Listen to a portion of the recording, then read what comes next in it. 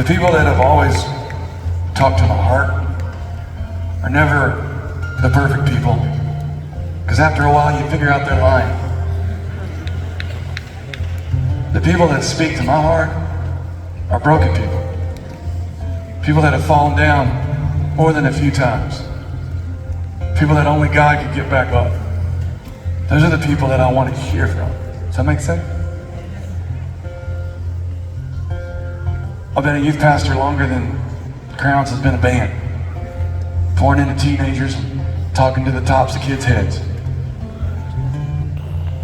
And one of the things I always want to make sure they know is that if there's a way to mess this whole being saved thing up, I have cracked the code. That's why I'm here. Because I know if Jesus can save me, he can save anybody. If Jesus can hold on to me, he can hold on to anybody. If Jesus can keep following me back to these dumb holes that I dig for myself and say, I love you right here, but you got to come on. And he keeps coming back and he keeps pulling me back. I know he can do that for anybody. And I just want you to know that acting like you got it together doesn't reach anybody. You show people a few scars, that's when they want to hear you. And I just want you to know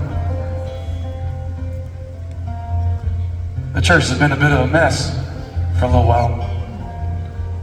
Everything kind of went nuts for about 2 years. Did that happen here?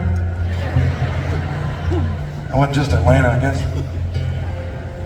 And everybody just kind of got in their house, they got all locked in safe. Just started watching their own brand of news. Instead of loving people, they started thinking about situations instead of people. It's easy to get mad at a situation. It's easy to develop anger against a situation. So we started sitting in our chairs and became warriors with our thumbs. And we started firing rocks at the world. The scary thing about our rocks is we had verse numbers attached to them before we threw them. And that stuff never hits who you're aiming at, does it? So people aren't going to listen to preachers quite as good as they used to. That's why I said this at the very beginning of the night. That's why you're around them. That's why you work with them. You go to school with them. And you sit across the table. Because love earns the right to speak truth. We've been hearing truth from people that have not earned the right to say it. Right? But when you love somebody, you can start with your story. There's always somebody that's going to think different than you and vote different than you and read the Bible different than you, but nobody can argue with your story. Yeah?